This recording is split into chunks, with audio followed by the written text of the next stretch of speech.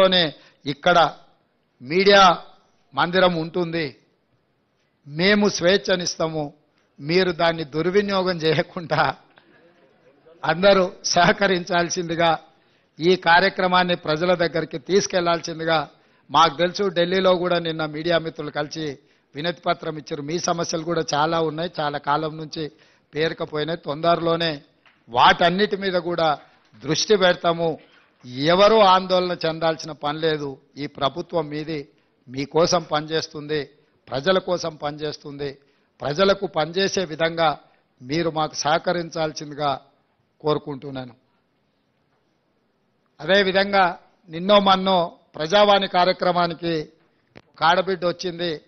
అక్కడ విజయవంతం అవ్వడం మొదలుపెట్టింది. భవిష్యత్తులో కూడా ఈ కార్యక్రమాన్ని ముందుకు తీసుకెళ్తాం.